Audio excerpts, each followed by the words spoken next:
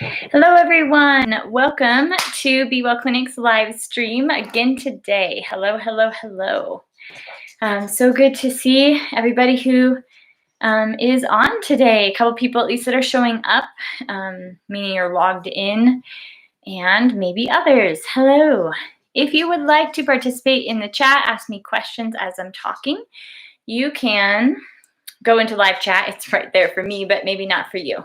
What live chat is a place like a discussion.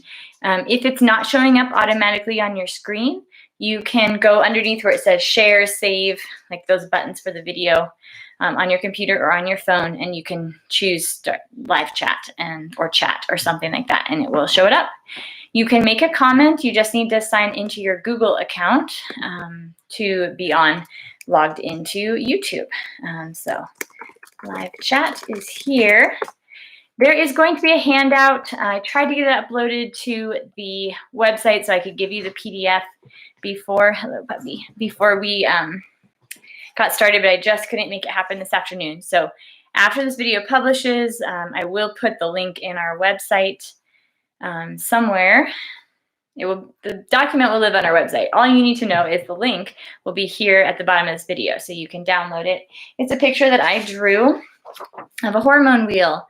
So it's pretty cool to check out what hormones affect which systems. So we'll talk through this, but I was trying to have it so you guys could have it to follow along, but I didn't quite get there. So, all right. Today we are talking about hormones. You could spend your life talking about hormones. So obviously we're not going to talk about everything with hormones, but I want to give some basic overview to some of the most common issues that affect people and not talk about, we're going to talk about estrogen, but not talk about how to affect estrogen. We're going to talk about what's happening in the body, or where does estrogen made, or why does it get imbalanced? So that type of bigger picture conversation, which is most of the conversations we have here, because that's what I like to teach about. It's how my brain works. The minutiae you write down, the particular protocol or the particular herbs. But when you understand the big picture, the rest of that falls in place, and then you remember it. It's not a big deal. So of course we will do particulars as well in this, because that's also helpful and practical, but we will also be doing a lot of big picture. Okay, pull out my notes here. So, hormones. I've done this talk before. It's been a while, but I have written at the top, not just for women in menopause, which is so true. We can think about, hormonal imbalance for those menopausal women, or it's becoming more commonly known. We can think about it if ladies, our menstrual cycles are off, or if we don't get pregnant. There's fertility issues. That's about all that we think of for hormones. But actually, there are so many other hormones in our body that do jobs that may not be ones that you think about. So we're going to talk about all of the hormones, give you an idea of what is the effect, or why are hormones in our body and what do they do? So, hello, other person, and other new people. Okay. Men, we hear about testosterone, right? And women, we hear about estrogen, progesterone, maybe some other ones if you studied more. Why we hear about this so much is because those are some of the primary, they run the body. I was going to say runners, right? It's the primary runner in the body. With men, testosterone it helps their men's muscles be strong. It helps to create, obviously, the sexual hormones and pregnancy and all of that, but also it's going to make them strong and calm, and the certain structure of their bodies, certain strength, the proportion of strength, upper and lower body compared to women, which is inverse. A lot of hormones are a lot that affect that. When we look at the two main sex hormones for women, estrogen and progesterone, we're looking at those because they have different roles and they should be in balance. If we have estrogen, which helps to store fat, prepares for pregnancy, it's increase in menopause because of decreased progesterone. So all of that, I did make sure that was right when I read that. All of that is what the estrogen does in a healthy person. In the progesterone, that's going to burn fat cells for energy. It maintains a pregnancy, and it decreases after and during menopause. So there's some balance that goes on with that. We hear about those. You may know quite a bit about those, but what in the world is the rest of hormones? There are so many other things that hormones do, and so I want to talk about that. First, let's talk about what are hormones. Hormones are chemical messengers. That's it. They travel from some place to another place and tell it a message, and that message causes an effect to happen. So, what are they made of? Hormones are made primarily of cholesterol, fat. That is why, if you've ever seen me or have ever heard anything I've ever said, I will tell you to eat more fat and make sure your liver is making bile that's thin enough and your gallbladder is processing bile well enough so that you can eat fat. Because fat is what our hormones are made of, along with many other things. So if we don't have enough building blocks to make a hormone, you can't make the hormone. It's not rocket science. So we do need a certain structure. This is one of the reasons why our body will make cholesterol if you don't eat it. I'm just going to sidebar to this for a second, but it's very important. When the body has high cholesterol, it means multiple things. It means it has need of it. It could have need because of inflammation, which is most common, but it also could have need because there's high demand of something.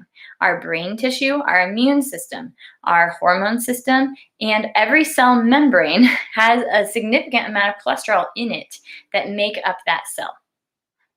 Obviously, hormones are not only cholesterol, but they're largely made of cholesterol, especially any of the sex hormones, which are more than just estrogen, progesterone, and testosterone. When we don't have enough of the building blocks, or when we have a lot, that just means there's a high demand. When you don't eat enough cholesterol, your body will make cholesterol from carbohydrates, but it's really hard, and it probably won't make enough. This is why when they limited dietary cholesterol, it didn't work, so they had to develop a statin drug to limit the cholesterol. It forces the body to stop making cholesterol from carbohydrates. So the question I always say is, shouldn't we ask why the body needs cholesterol in the first place? Like, if we have to stop the body from making it, maybe it needs it. So one of the reasons it needs it is to make hormones. Those hormones or chemical messengers go to a place in the body that they're directed to, or that they land on. We'll talk about that in a second. And they enact changes. They make changes happen. Different tissue, what they're doing is a messenger goes and looks for a receptor site. And then if a cell has the receptor site, it will land on that receptor site and then tell the receptor site to tell the cell to do something. We have receptor sites all over our body for lots of different hormones. Some tissues are more strong than others, or more populated with receptor sites than others. So that's why a hormone will not necessarily affect your toenail. Like estrogen doesn't really affect your toenail. I'm sure it does, but mostly that's not what we think of, right? Estrogen affects your fat cells, and it affects your uterus, and it affects your ovaries, and that type of thing. Progesterone, same type of thing. Testosterone, there's lots of receptors for testosterone in a male body. So testosterone being released causes a lot of things. We as women have testosterone also, but there's less places. Well, that's not true. We just have less of it because our balance is different. We have other ones in there. Men also have estrogen and progesterone too. Sorry, I talked a lot today, so my throat is a little bit scratchy. Okay. Let's talk about this wheel for a second. And I'm going to be so low tech. My computer actually doesn't support a screen share. It's not new enough. So I'm going to go through this window here. So hopefully I can get it steady and available. And it looks like it's backwards. Can you see it through the paper? No. Okay, I'm going to read it to you. I'll read it back here because you can't read it anyway. All right, thymus and immunity. The thymus gland, We forgot to talk about that. Where do hormones come from? They're made in glands. Thymus gland, parotid gland, thyroid gland, pineal gland, hypothalamus gland, right? Any gland. Pancreas is also a gland. So these hormones are made in a gland because another hormone told them to, or the brain, which gave a hormone, or other things that we're figuring out. Okay, so the thymus gland is related to immunity. And there are going to be different hormones, which I don't have in this sheet and probably didn't write down. Some of these hormones I know, but not all of them off the top of my head. So there's a lot of immunity is related to thymus.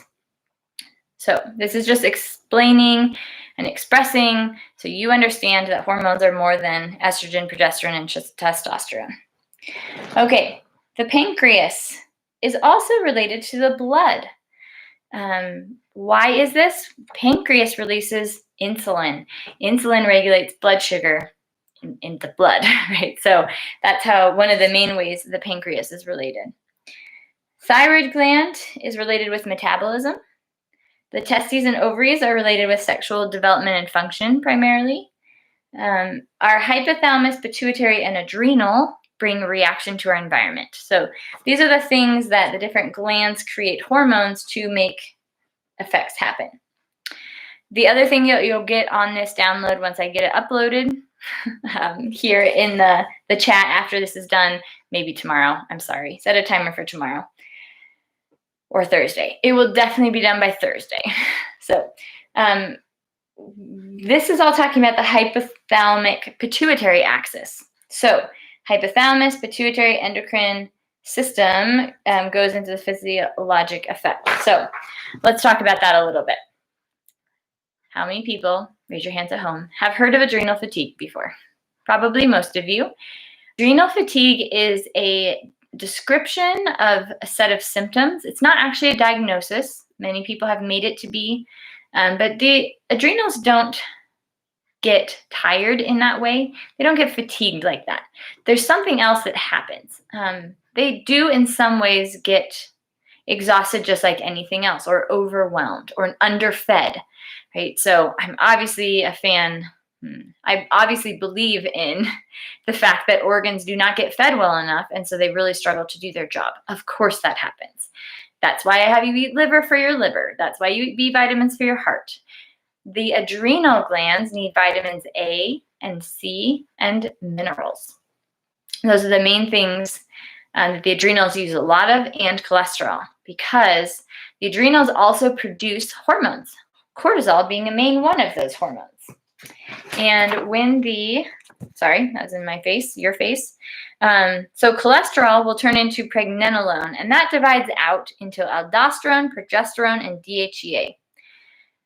So that is happening in the adrenal gland. That is one of the mechanism of action that the adrenal gland's job is. It's one of its jobs, is to change cholesterol to pregnenolone, which is kind of a precursor hormone, and then it can branch out into aldosterone, which goes to the kidneys and regulates your blood pressure. This is why with adrenal issues, you get low blood pressure or sometimes high blood pressure, usually low.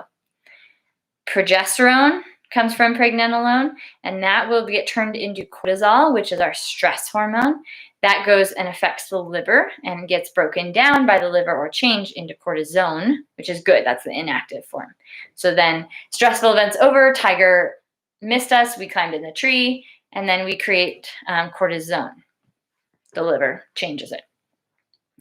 Then we have cholesterol to pregnenolone to DHEA. DHEA goes into I can't say this word, androstenedione, and that goes into estradiol, estriol, progesterone, and androstenedione, and ovaries, and also testosterone and adrenostenedione, which is affected in the testes. So when we have all of that happening, number one, we need a lot of cholesterol. Number two, the adrenals do a lot, so they get tired eventually. Number three, the liver does a lot also, so we need to make sure that we are supporting liver when we're doing hormones. how do we support this growingly complex system? So let's pull back out for a minute and talk about, oh no, hold on. There went my notes.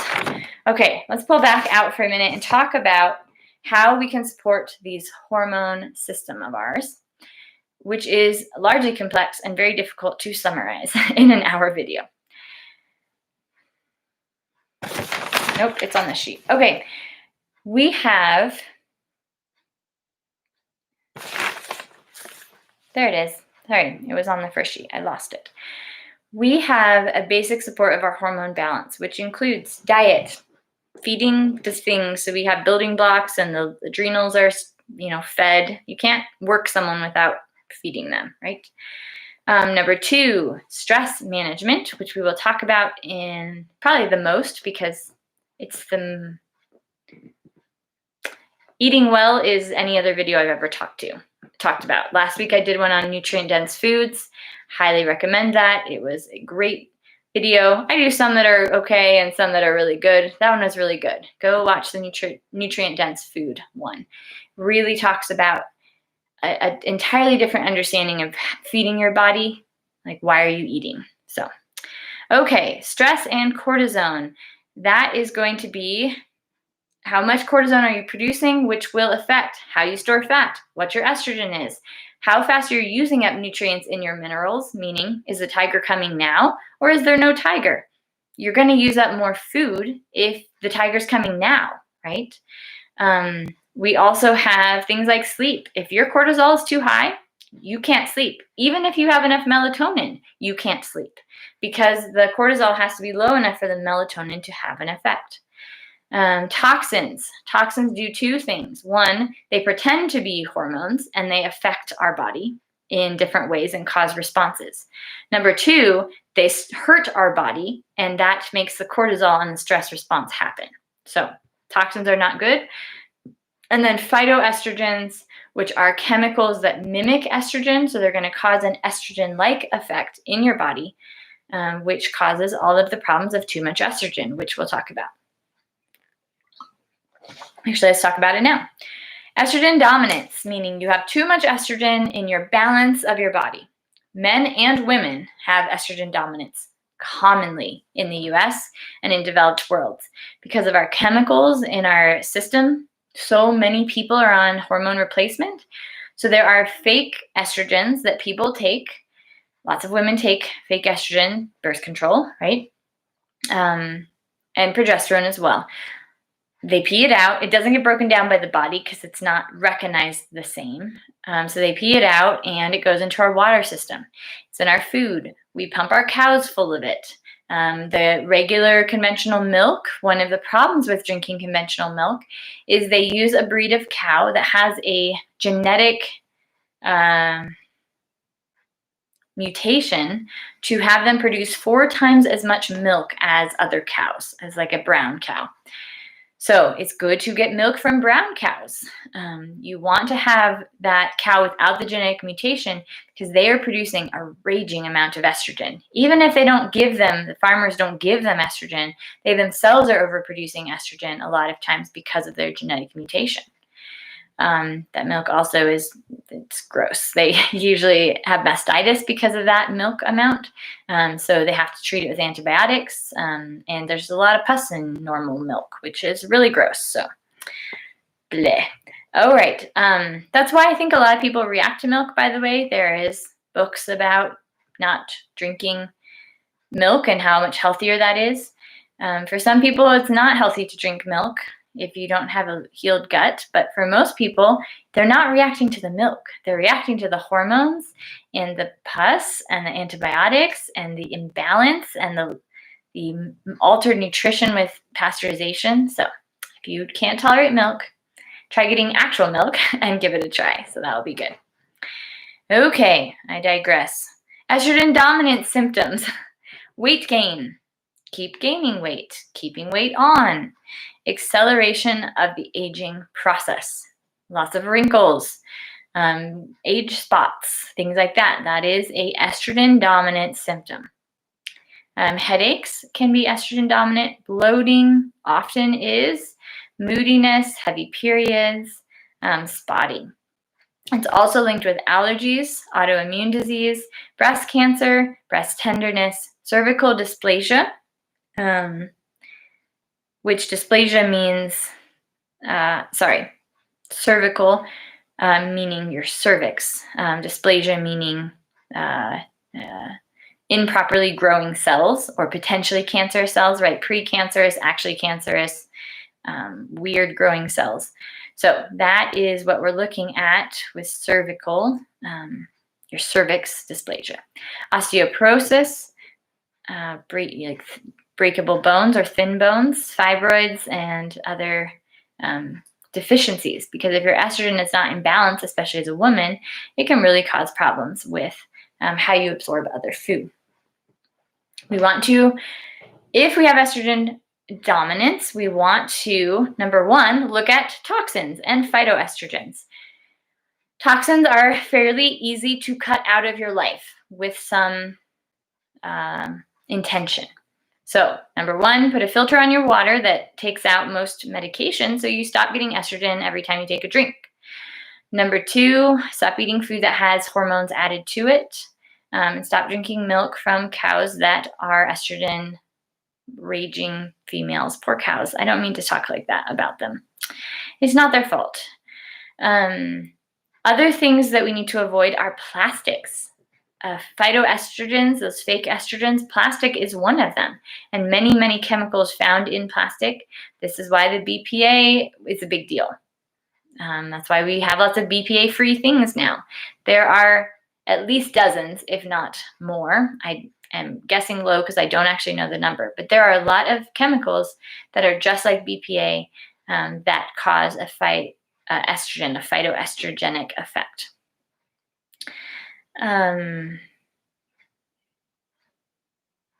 Okay, then we can do things like have a good diet.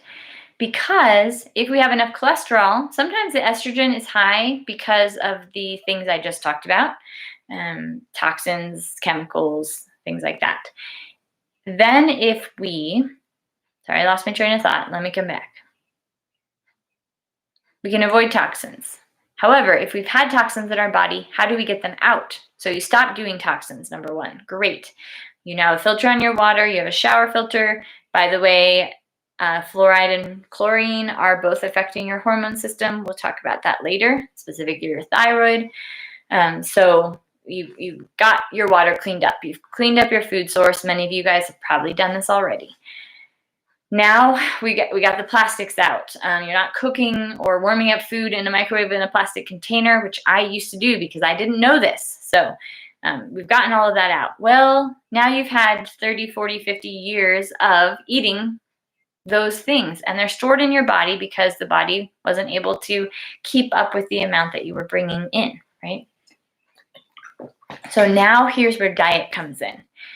And this is why fat makes a difference. This is why if I had 1 minute to tell people to do something for their health, I would tell them to switch to real good quality animal fat and eat as much of it as they can. Figure out how to get to be able to eat it with your gallbladder and eat as much as you can. Because remember that I said that the phospholipid membrane of our cells has the lipids, that has cholesterol in it, that has fat in it. If we have chemically damaged fats like from canola oil, or if we have a cell that is struggling with detoxing things, especially our fat-soluble, our fat-loving cells, like our nervous tissue and our lung tissue, our brain tissue, those things are going to hold fat-soluble toxins like plastics, like heavy metals. And if you give them enough building blocks to make a new cell that's no longer damaged, they can do it. They can take that damaged cell, repair it if possible, or they can reproduce healthy cells to replace that damaged cell so we no longer have the problematic effect. I know I'm jumping a little bit here, but this made me think of, and I don't want to forget it, Dr. Tom Cowan, C-O-W-A-N, wrote a book called The New Biology of Water. And this is built off the work of Dr. Jared Pollack, who I've talked about both of them. But they talk a lot about the detoxification and functionality of cells. I listened to Dr. Cowan at a Wise Traditions conference, and he was talking about the theory that they are coming to. So as I looked at my old notes, one of the theories that is accepted in medicine is that a hormone comes to a cell receptor site, clocks on, and gives that signal in, right? I talked about that earlier. Well, what they're theorizing now is actually the cell itself, every square inch of the cell, or maybe most every square inch of the cell, square micron, I don't know, should be a receptor site. And the receptor sites, quotation marks, are actually just emergency for when the cell is too toxic and too impaired, that the cell membrane is not functioning properly, and then there's still an emergency channel in the receptor site to get communication into the cell. It's pretty cool to think about. But when you start looking at the implications of how cells work, and this is important to talk about because we're going to talk about essential oils, because they are a great way to help balance and affect hormone changes in your body. So if you put a drop of peppermint, someone else puts a drop of peppermint on the tip of your finger, that should, in an unhindered communication of your body, the vibrational change that comes with that vibration difference in the essential oil, all things vibrate at a frequency, every essential oil vibrates at a frequency. Our different organs vibrate at different frequencies, our different systems. There are 26, I believe, systems in our body that vibrate connected in a different frequency. It's a pretty cool thing. I would probably link that guy that is talking about this. It's quite deep and intense in his theory about this, but it's pretty cool thought to see the presentation of how the body works in this very designed system. It's pretty cool. All right, so if you put a drop of peppermint, they'll say, on the tip of your finger, within a short period of time, the cells will change their vibration and vibrate to the cell next to them, next to them, next to them, next to them, and we actually have a change in our entire body within minutes usually from putting some essential oil or a change in frequency in one place of your body. It's really cool. That holds a lot closer to the theory that you have a connectivity of the cells that is not related only to hormones landing on a receptor site, but there also is a lot of other communication happening in the body that we don't understand, which makes sense because the whole body is way too complicated for us to understand fully. We are working on it. I love that we are, but we don't know, especially in the relation to hormones. We definitely have some major hormone pathways mapped out, but some of the ways of how do cells know? How do they communicate? How does your whole body jump back if a threat appears in front of you in a split second? There are things we don't understand about communication between cells and to our brain. We have no idea, which is amazing. I absolutely love that. There is a book called The Biology of Belief that gives a good summary. I don't agree with everything in it, but I don't, mostly he presents things. He doesn't tell you how it is. So it's a great book if you like to study, especially into the actual scientific data of energy medicine, which hormones work kind of on energy medicine. We've pulled them in the medical world to a more concrete thing, which in some ways they are. We can find and measure blood estrogen levels. Like, it is a substance that is doing an effect. But there's a lot more complication happening with communication in the body, which is what hormones are all about. So there's a lot that we don't know or understand, which is just, it's fun to me to have things that we don't know and we get to find out and figure out. So, all right. Oh, gluten. Gluten also mimics estrogen. So this is why, number one, a lot of people with like PCOS or what's the other one? Endometriosis. If they go off gluten, they do a lot better because gluten mimics estrogen. If their problem is they have overreactive sites are overreacting to estrogen, or cells are overreacting to estrogen. If you're eating gluten all the time, not only can it cause other complications, but it actually can cause those cells to believe that they're getting constantly stimulated by estrogen because the gluten mimics that. So there's a fun little tidbit for you too. Hope you guys are finding tidbits. I don't know that I will call this one of my great classes, but should have lots of information. Okay, so what have we reviewed? Let's review so far. We've learned what are chemical messengers or hormones. What are they made of? Cholesterol and lots of other things. There's amino acids, obviously. There are minerals in there, but because that's the building blocks of everything. But you do need a cholesterol to be present and helpful. They enact changes in the body in ways we understand and probably in lots of ways we don't. We can support our hormone balance. We talked a lot about estrogen dominance so far.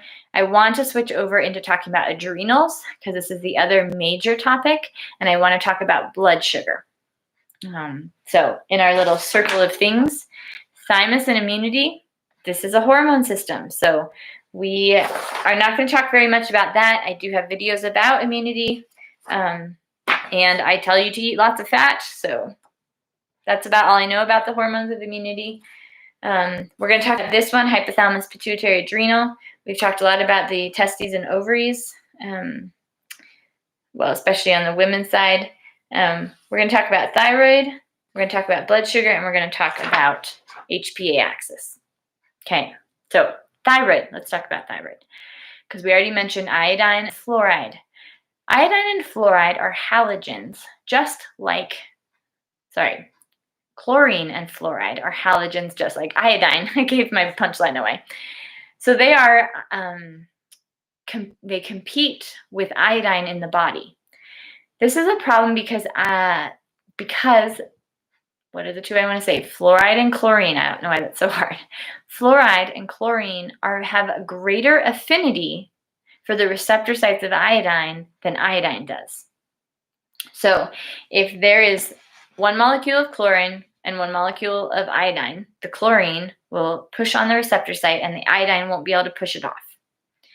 Same with fluoride. And these often stay on. So the way our body hormones are decided to work is they attach to the receptor site or potentially the wall of the cell, but we're just going to go with receptor site. They create an effect and then they take off. They come off. So they can be reused, recycled, or they don't continuously stimulate that effect because that is overwhelming. Too much of anything. It's overwhelming, right?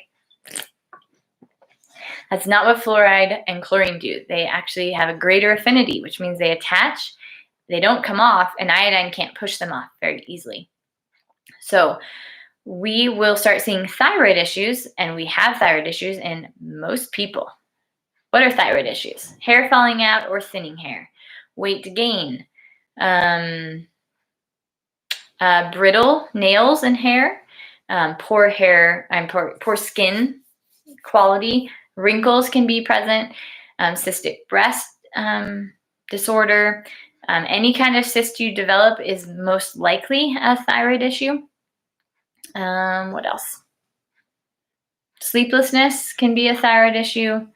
Some appetite can be contained. Sore joints can be really a thyroid issue. Racing heart, hot flashes can be a thyroid issue. So if I haven't named a symptom that you or someone you know has, I would be surprised. A lot of people have thyroid issues. In kids, we can see poor growth because thyroid is responsible for growth. It's also responsible for repair of damaged tissues, which is the growth that happens in adults, right, is healing. So how do we get rid of thyroid issues? Number one, we feed the thyroid with fat, with vitamin F, which is a fatty acid, linoleic acid, and then iodine is the mineral for the thyroid. So we make sure it gets plenty of food, just general food. If we're not absorbing food well or not eating enough food, our thyroid suffers. So this is why people who gain weight and can't get weight off and then they start dieting often gain more weight. It's because their thyroid is the reason that they are gaining weight, and then you just stressed it out more because you stopped eating or you stopped eating as much. So this is why dieting never actually works. It may temporarily work, right? But it's not working with the system of the body. Dieting, you know what I mean by dieting. I don't mean changing your lifestyle and eating healthy foods. Okay, so if we have a thyroid that has an iodine problem, there's two things that we need to address: the thyroid itself, but also the parotid gland. What is the parotid gland, you ask? Let me tell you, it's pretty fun. I just recently learned about the parotid gland. This is a gland located, in your neck, and it is responsible for putting your, putting PMGs into your saliva to tag food. There's three jobs of the parotid gland. Number one, tagging food with a label so that a certain protein or amino acid is tagged to go repair the heart, or go fix the scraped knee, or go to support the liver, or whatever. So this is why we chew our food, and that's why it's very helpful. Digestion begins in the mouth because the parotid gland needs to tag that food.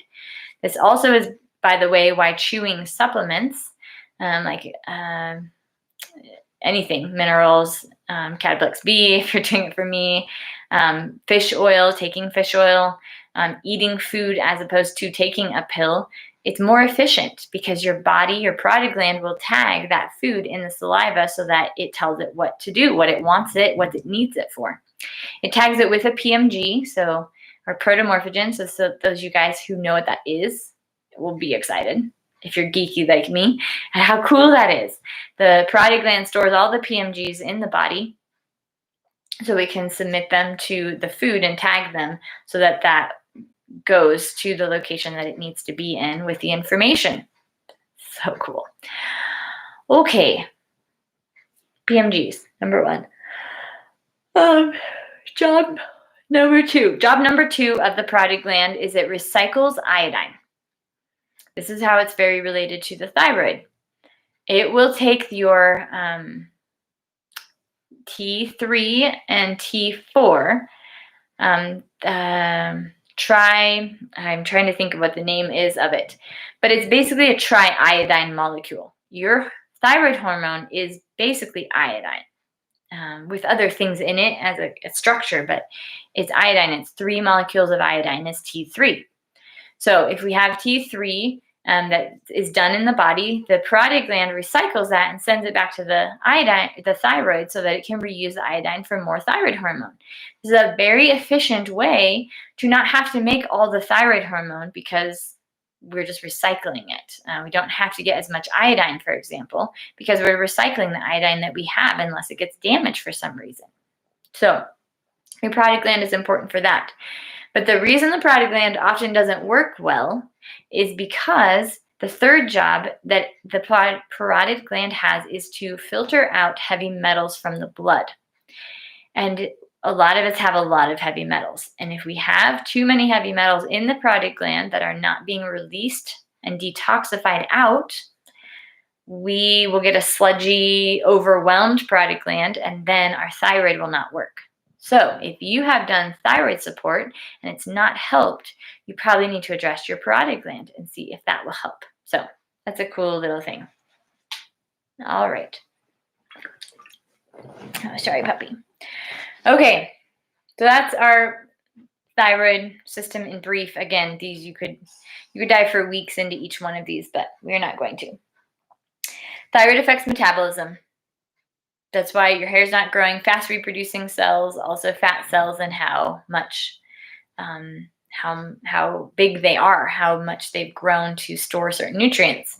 It's all hugely related to thyroid. Not alone, nothing's alone. Everything is overlapping, but it's a huge emphasis. All right. Pancreas and insulin. I just want to briefly talk about this. A lot of people don't realize the effect that having high blood sugar has on your hormones. It has a huge effect. So insulin is a hormone created by the pancreas to have a chemical effect. You guys probably know insulin goes, if there's glucose in the blood, insulin goes to the cell, knocks on the door, and says, can you let some glucose in because there's too much in the bloodstream? That is great because both insulin and glucose are pro-inflammatory. They cause inflammation, damage, toxin, ripping. Just, it's not good to have high amounts of them. It's very dangerous to the body to have high amounts of glucose. So we need to get it out of the bloodstream as quickly as possible. When you have a lot of insulin, Wow, my brain went 3 directions at once. When you have a lot of insulin, because you have a lot of blood sugar, glucose all the time, you are going to start seeing inflammation damage. And this is why for diabetic people, they have damage, especially in their feet, including nerve damage, right? What happens to people with diabetes? They get neuralgia. They can't feel things. They step on pins and it's in their foot and they don't even know because the nerves are deadened. That deadening happened from glucose and insulin. Okay, so if we have high amounts of damage like that, guess what's going to happen? A lot of cortisol production because we have tons of damage. So that's the main way glucose and insulin affect. You also are going to, you have weight gain with that, not just from the carbs that you're eating, but actually from the imbalance of the glucose itself. Because it's going to pull in the cortisol, which is saying there's a famine, store food. And that's going to change your estrogen and progesterone balance, right? So one of these is going to affect everything because the hormones are the communicator. So if something's going on with the body, you are going to have effects with other parts of the body. That's just how it works. You can't get away from that. And this is why the effect of things has an effect on you. And why, as I talked about in the nutrient-dense food class, while calories in equals calories out does not work. You cannot exercise away the stress and damage that a donut does to you. You just can't.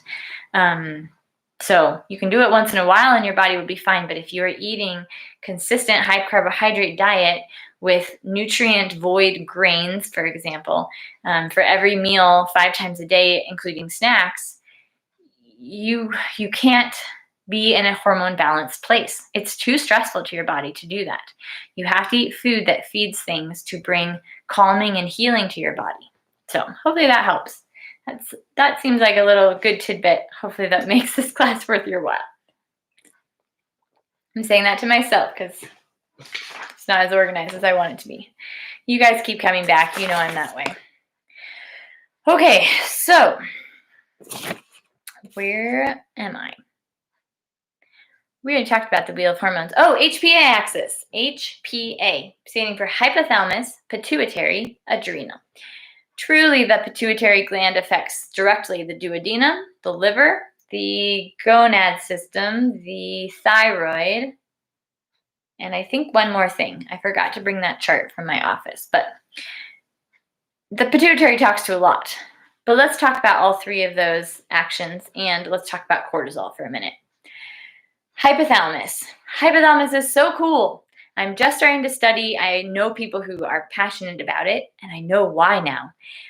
It's also very, very relevant to our day and age right now. So I'm going to talk a little bit about that idea, and then I will make myself move on. So a lot of this is real. I've seen enough evidence to feel like it's very solid. Some of it is more postulation, and I haven't seen as much direct evidence yet. So, but let me give you the picture. Hypothalamus is our interaction with the outside environment, or our interpreter of what the outside and inside environment is telling us to react. It's really the very master controller. The pituitary gland is like the manager or the admin assistant who actually gets it done, right? But the hypothalamus is the one who decides what to do. It's kind of the CEO or the owner of the company, whereas the pituitary, hypothalamus is the CEO, the pituitary is like the general manager or the office administrator, somebody who gets it done, potentially the VP, depending on how the company's set up, right? So if we have a hypothalamus that intakes information, it looks at the body and is like, we have a lot of stress because of a lot of damage. There's a lot of inflammation around because of, who knows what, toxins, gluten, estrogen balance, whatever. Or it looks at the outside environment, both spiritual, emotional, and physical. Is it really cold outside right now? The body's going to respond differently. The hypothalamus is who decides what and how the body's going to respond. So, wow, it is 95 degrees outside. That is a different response than when it's -10, right?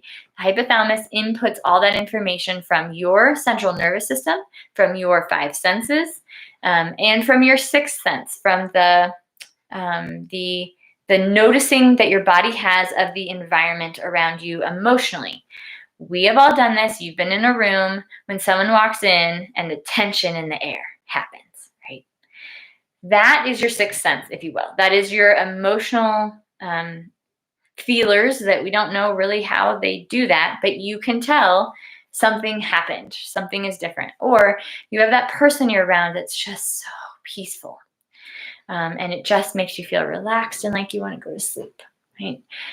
Or the excitement. I've been in rooms with speakers that are so emotional and so passionate that, most people are finding themselves to tears, not even because of the subject, just because of the emotion that's brought to the room, right? So that is going to affect us.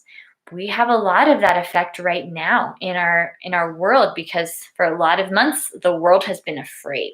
The whole world has been afraid. And that is going to affect how our bodies are reacting. So I wonder how much the quarantine 15 apparently is a thing. I mean, it's a title or a phrase people are saying. I wonder how much that is not just overeating because you're bored, but also just the stress of your hypothalamus saying, I feel stress, I feel tension, we should do something about it, right? All right, so the hypothalamus inputs from our own body and from outside our body at what's coming at us so it knows how to respond. Does that make sense? It feels like etheric or spiritual, but it is, because those are real things, but it's not a woo-woo science. It's just like you touch the pot and it's hot. Don't touch the pot, or it's hot outside, or it's cold outside. It's just the body has to input those signals to know how to respond to what's going on. And it's safe when we do that. If you are in an unsafe alley and you're not afraid, you're not going to be as aware. That's different than when you're in your living room, relaxed by the couch or by the fire. It's just you are supposed to be, you should be in a different state of mind, state of being in different situations, of course. So that's what the hypothalamus's job is. Then that hypothalamus sends signals to the pituitary gland and tells it to tell everybody else, right? So pituitary goes to adrenals, thyroid, not directly to the liver. Duodenum, right? Because we get loose stools when we get nervous. So it goes to all these different places. Then we have also reproductive system, because we don't make babies when we're really, really stressed. If there is a famine, don't make a baby, right?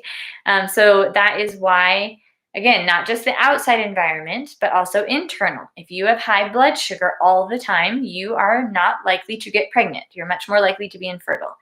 If you have thyroid issues, you are more likely to be infertile. Your hormones could be perfectly balanced. They probably won't be, but they could be in the normal ranges, and people can't understand why you aren't getting pregnant. That's because the environment is telling you, we can't do this. Your body is too inflamed, or the world is too scary. So we have to be aware of that. The good news is, if we feed our hypothalamus and calm it down, it doesn't perceive things as stressful. Think about it. If you are well rested and well fed, the same situation is less stressful than if you are tired and lacking sleep and haven't eaten lunch, right? The same person asking the exact same question, your kids one day versus another day, it is different if you are well rested, well nourished, right? So when we have a well nourished and rested body, we automatically don't perceive things as unhandleable, right? We look at that and say, there is an opportunity, right? That phrase, it's not a failure, it's an opportunity, or it's not a challenge or a fearful thing, it's an opportunity. You can't say it's an opportunity if you're too tired to take it. You're just not going to be able to. So we have to feed our body. That goes down to, can you absorb food? What does your gut look like? What kind of foods are you eating? Do you have enough stomach acid? All that kind of stuff that are in other videos. Let's say you accidentally haven't been eating well. So let's start. What do we eat? We want to eat lots of minerals that help. So vitamin A and C, remember, help adrenals. Vitamin B helps the liver. So we're looking at that third layer, hypothalamus, pituitary, etc. Adrenal, liver, duodenum, thyroid, gonads. What's the last one? Pancreas, I think actually is the one I was forgetting earlier. So we can affect this. How do we affect these? Number one, stop eating sugar and stressing your pancreas out. Same with the liver. Number two, eat B vitamins and A vitamins so that things are well fed. Eat lots of minerals. We are largely mineral deficient in our world for lots of reasons, mostly because the soils are depleted and not alive. So minerals can't be brought into food, and that's a problem. It's a problem for our adrenals, and it's a problem for our whole hormone system. So we want to make sure we can get minerals into our body, and we need vitamins to absorb minerals, and we need fat-soluble, certain fat-soluble pieces, I can't think what they're called, to absorb vitamins. So eat really dense, good foods. Great, I know I talk about food and then I get stuck. We are talking about, how do you help your hypothalamus? So feed it. Great. Make sure it gets to be able to feed. Number two, we need to clean it up. Fat-soluble toxins include heavy metals, and these will accumulate in our glands and in our brain and our nervous system, as well as our fat cells. Fat cells just will keep you fat. Like, there's problems with having toxins in fat cells, but not anything compared to the problems with having them stored in your brain tissue or your nervous system or your glands, right? So we need to be able to get toxins out, and that does things like juicing. That's why a GAPS milkshake is so good. It gives you fat and it helps detox the minerals. When we have a cleaned out hypothalamus and it is able to connect to the spiritual world better, by the way, as well as to our world, and perceive things and perceive them as not scary, perceive them as okay, it's going to be fine, then the whole system can calm down, because the boss says it's going to be okay. Here, I have a plan. And then we don't have to have a panic mode. Does that make sense? I hope that makes sense. Okay. The pituitary gland is important.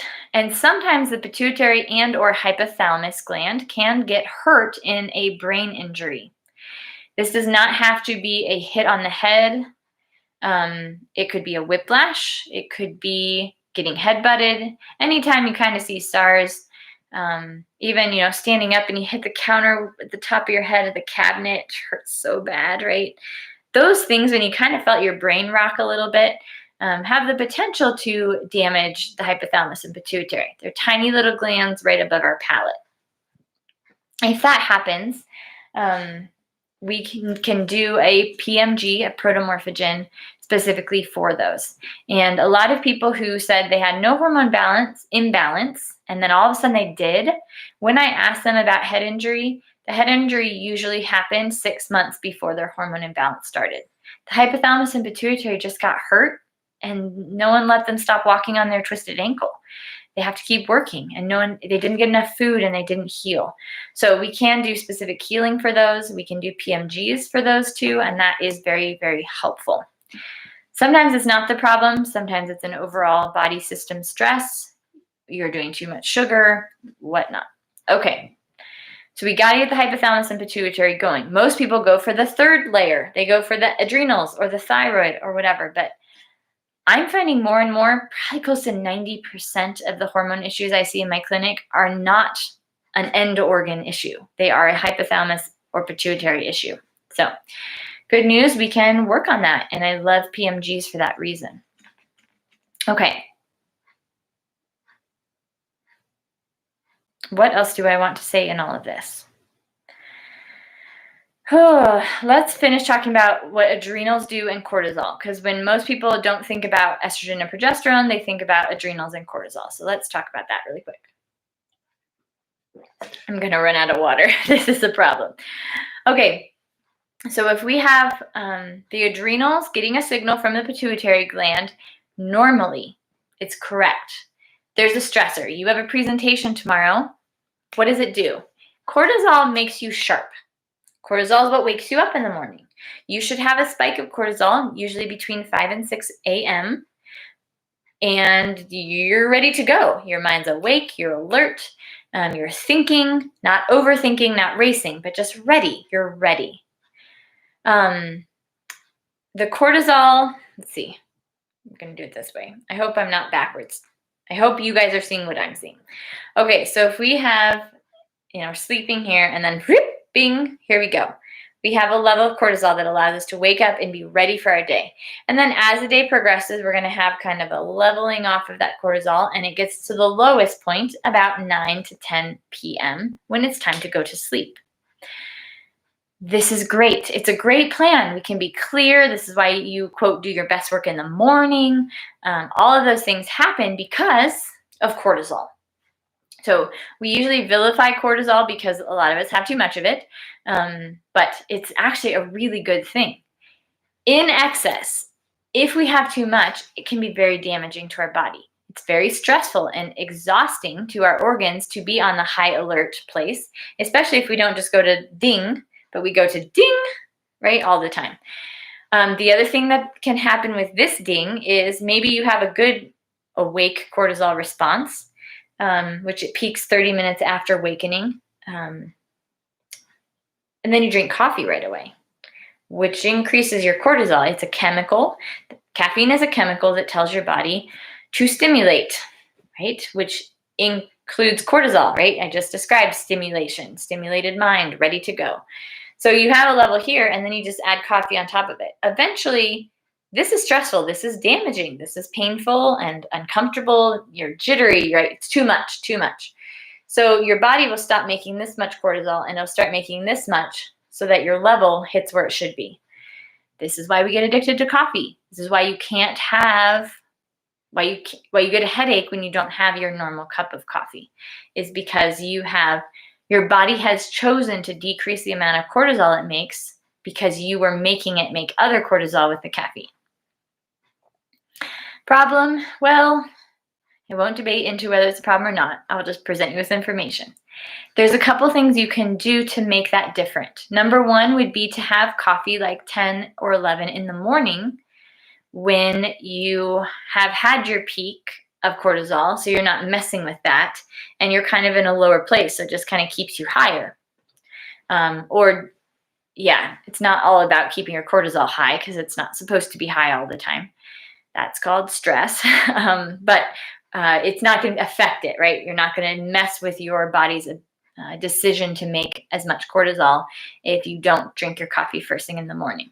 So that's the first thing I have people do, is just try to push their coffee intake a little bit later, so that their body will naturally start making that cortisol again in the morning because it realizes it needs it. You're not making it do it with the caffeine. Caffeine in itself is a stimulant also, so it's not just that, oh, the caffeine made me make cortisol. It's also that the caffeine itself is stimulating. Okay. It's a hormone, right? Chemical messenger, right? Caffeine is a chemical. All right. Problems that we can get with this. So here's our bing, zoop, die off. Well, if you drink coffee in the middle of the day, what happens, right? We get a spike at the end of the day. What happens if your adrenals are really tired, and so at 3 in the morning or 3 in the afternoon, you're just exhausted and falling asleep at your desk? Then you drink some coffee, right? Well, this starts teaching our body to switch the curve. So we start having, and this is why working nights is so awful for us also, for our bodies, and why people who work nights often have not just insomnia, which you would expect from messing with your sleep schedule, but often obesity, heart disease, things that go along with hormone issues, right? Okay, so let's say here's noon, you've hit the afternoon, you drink the cup of coffee, it stimulates you, and you go down, at 1, 2 in the morning. So it starts shifting your curve. Well, when we come back around to the beginning of the day, if you have not been very long without cortisol in your system, it won't come. So then you go into 10, 11, 12 o'clock and 12 p.m., noon, and your cortisol is just ready to start coming up. So we start shifting our curve. Instead of our most excitatory or productive awake time during the awake period, we have shift it to be during the asleep period. And then our whole circadian rhythm gets off.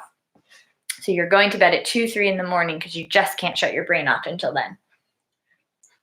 And then you can't get up in the morning. You're dragging. So you have to have that cup of coffee or 2 to just get going, right? So that is what's happening when that happens. That's what it looks like. How do we get away from that is the question that I feel like people would be asking next. It's simple and it's hard. Number 1, we have to change what we're doing. And I'm going to give you a hormone protocol. I'm going to give you an essential oil protocol that helps with balancing the cortisol, getting back to the normal curve. There are also decisions that you have to make. You have to go to bed. You have to not do stimulating things before bed. You have to figure out what is a survivable caffeine intake in the afternoon and try it to be 0 so that you aren't doing your curve backwards. You also, sometimes you do this without caffeine because just food is what, like you're so tired during the day that you need, or you're so tired all the time that the only time your adrenals can amp up is during the day when you're eating. It's very important when you're working with this type of cortisol imbalance to eat a lot, to not be hungry and stressed. You just want to keep away from stress. Now, if there are emotional issues about being stressed, they kind of come twofold. You probably got emotional issues because your body knows it's not okay and it's underfed. So just feeding your body will calm it down. And then there may be belief statements that you've created that are wrong, related to, I can't be hungry. I used to panic when I didn't have food. Part of that is because I used to get migraines. If I got hungry and didn't eat within 15 minutes, I'd have a migraine and I'd have to go to bed. I'd have to stop my day and go to bed. So there are things that when we have a pattern, then other things get in place and they start freaking out and you have more cortisol and it messes up the system more. It happens all the time. Even if you never drink caffeine or coffee, pop, stimulants, you do nothing, you still can have a backwards pattern with cortisol. Coffee is just an easy way to talk about it, but it will happen naturally or unnaturally, right? But without an added chemical. So what we want to do is take away chemicals if they are there, slowly and gently, because really fast stresses your body, which is not helpful. You want to sleep until about 9 o'clock in the morning if possible, because you're allowing your body to rest when it can, so it can heal and grow and repair and all of that kind of thing. Eventually, hopefully soon, right, eventually your cortisol response at 5 to 6 a.m., bing, will turn you on. So that's what we'll get to, but until then, we want to wait. You want to eat as quickly as possible after getting up. This is not always what I recommend, but if you are worried about this cortisol backwards response, you want to eat as quickly as possible after getting up and potentially eat fairly late at night. You try to eat something just light and fatty. I know it's a weird thing, but like couple egg yolks with honey, or what are some other things that I eat? Sour cream with honey. I eat stuff with honey. It's good to have a little bit of sugar, a lot of fat. And just a portion size, right? Not very much. That would be very helpful for your adrenals. GAPS milkshake would be great. It's not great for your digestive system to eat late at night. So if possible, try to find the earlier time. But if you are hungry while you're sleeping, your body's going to be stressed. So you need to try to time your meal so that you are not hungry all night, but you don't want to eat as too late, right? So try to figure out that sweet spot. Okay.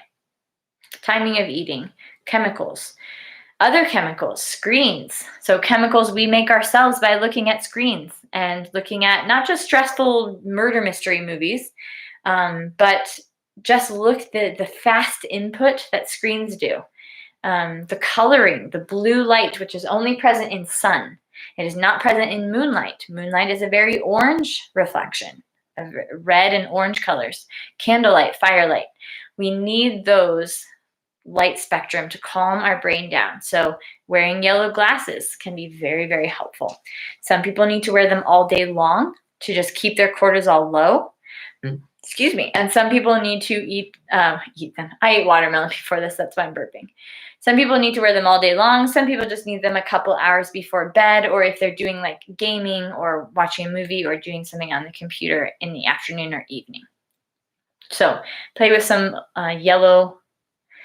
They're blue light blocking glasses and they're yellow tinted. You can get them lots of places. Probably some are better than others, but for most people, it doesn't really matter. Okay.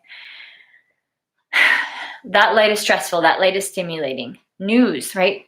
Be aware. Remember, we talked about the hypothalamus. Be aware that the emotions that the news people are trying to get you to feel, that your friend is saying, which is fine, right? Love your friends. Be in a relationship with them. That's great.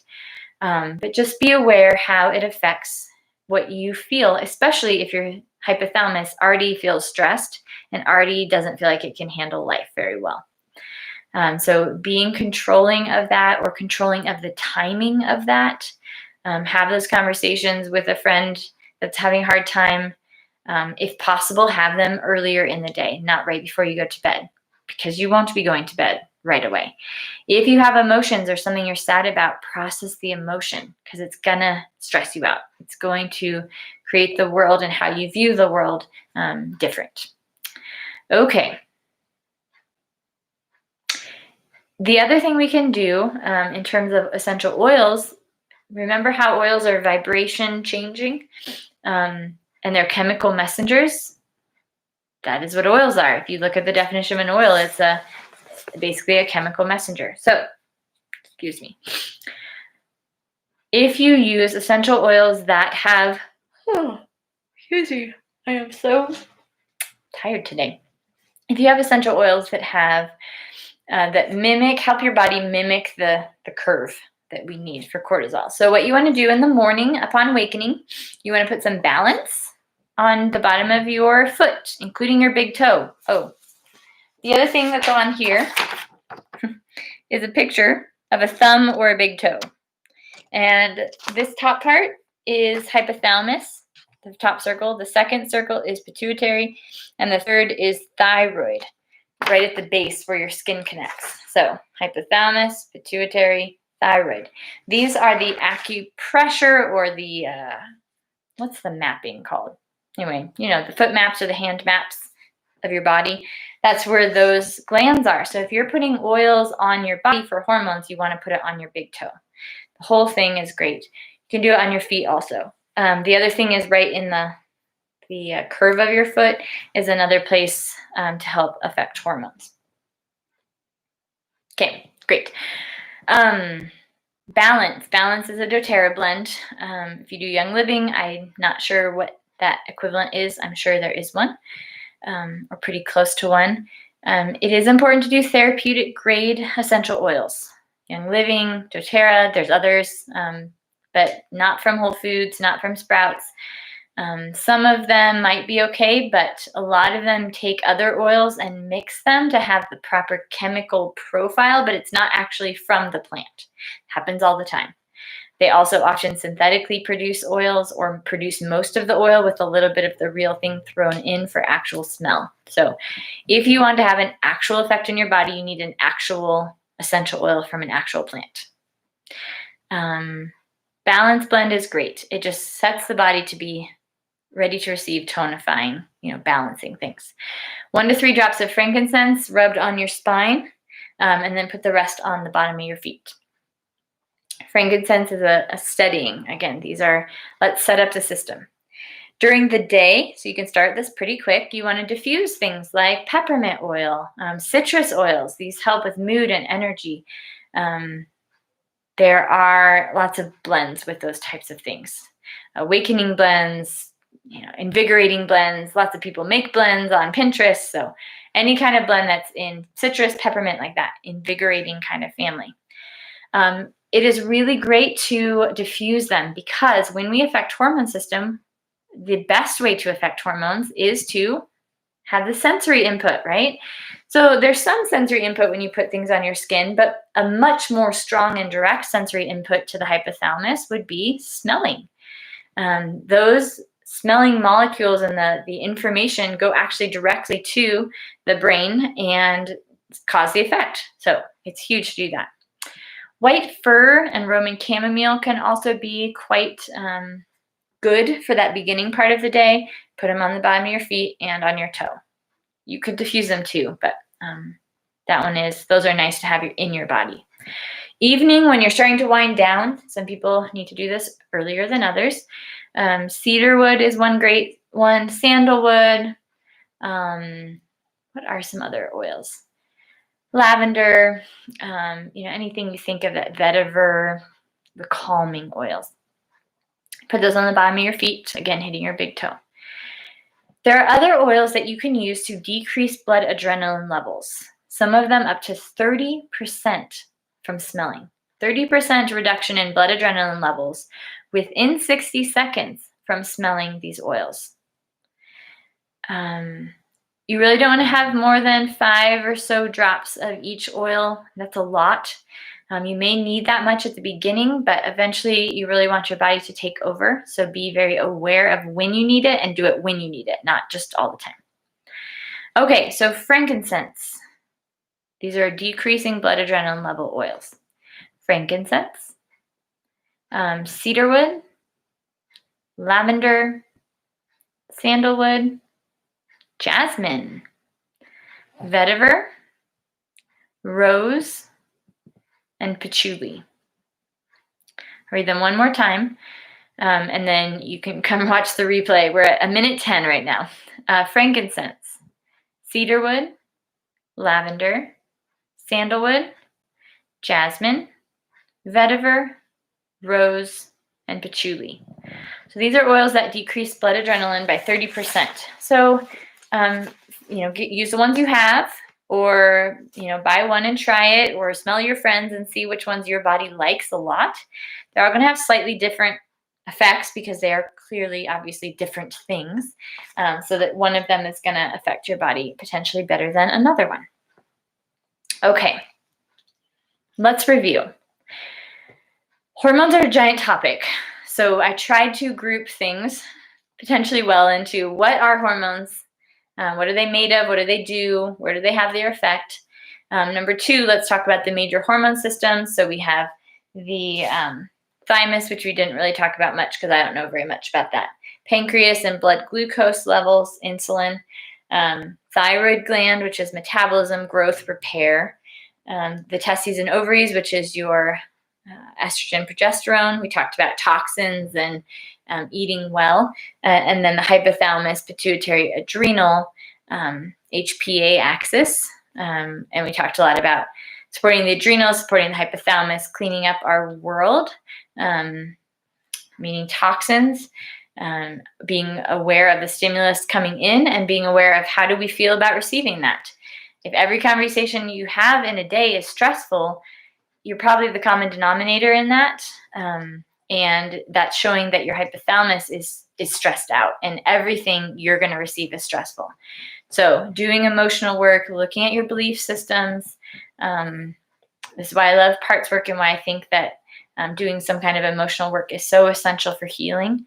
Because if you're the one in 1,000 people that didn't get through your childhood without some kind of lie-based beliefs or emotional scarring, even from really good parents, we're just people. We're just humans. We have our own issues, or we can perceive things wrongly.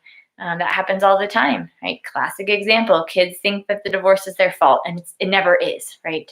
It's always the parent's fault, but they really believe that, and it affects their whole life. So that happens in many, many instances, even ones that, oh, everyone left when I came into the room, they must all hate me, and then you just start building off of that when that was not what happened at all. It was just a random happenstance. So lots of things can happen, lots of small t traumas, meaning you receive them as traumatic, but we wouldn't say, oh, that's awful.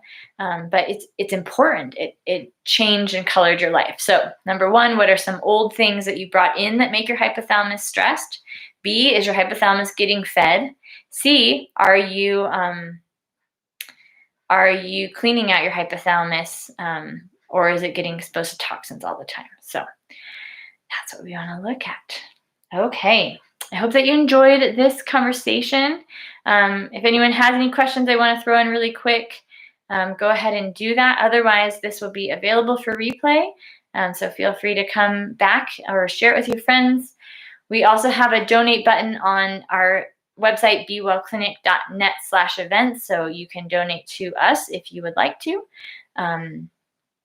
help me keep teaching, because obviously this is free, which I love, but eventually, some money has to come from somewhere, but it always does. I'm not worried, but appreciate the people who support us by throwing in $5 or $10 for, or whatever you want to do for us, our teaching endeavors. So it's great to be with you guys tonight, and I hope you have a great day. I see no questions, so I will say good night. Bye.